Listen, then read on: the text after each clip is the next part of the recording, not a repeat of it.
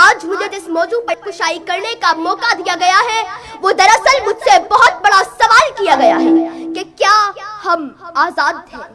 جناب اعلیٰ، اس سوال کا جواب لکھنے کے لیے جب میں نے قلم اٹھایا تو میری نگاہوں کے سامنے حق کی بات کرنے پر موت کا تحفہ حاصل کرنے والے صحافی عزیز میمون کی لاش آئی تو پھر میرے دل میں خیال آیا کہ ایسا ایک واقعہ تو ہر ملک، ہر وطن، ہر دیش، ہر مٹی، ہر جگہ ہو جاتا ہے، لیکن پھر میرے خیالوں میں بچوں کے سامنے سڑک پر زیادتی کا نشانہ بننے والی ماں آئی جس نے میرے قلم کو یہ لکھنے پر مجبور کر ہی دیا کہ ہم آزاد نہیں، ہم اس کے قیدی ہیں۔ کہ اتنے میں اس بات نے میرے دل کو تسلی دی کہ دیکھو،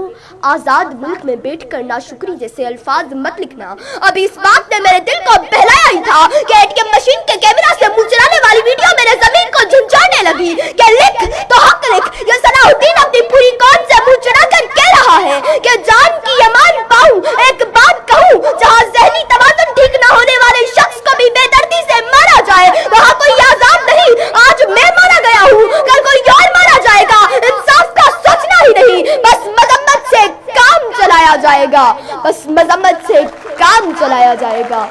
جناب اعلیٰ،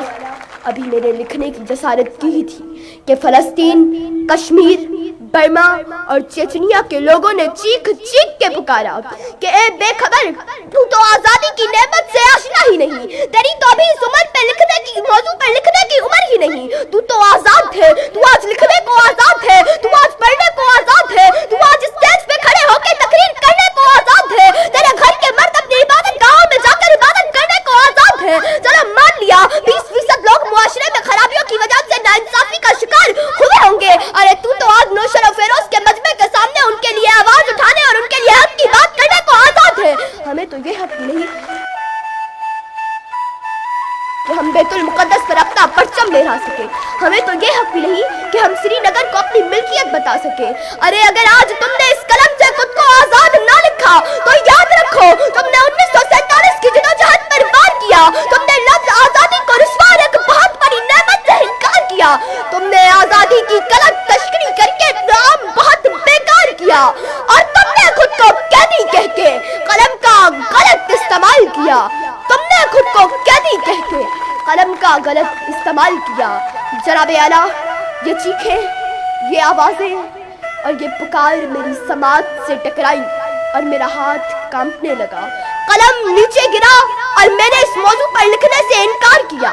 اور بالآخر میں اس نتیجے تک پہنچی کہ میں اس ایوان میں بیٹھے ہر ایک شخص کو دونوں پہلو بتا کر فیصلہ آپ لوگوں پر چھوڑا جائے کہ کیا ہم آزاد ہیں،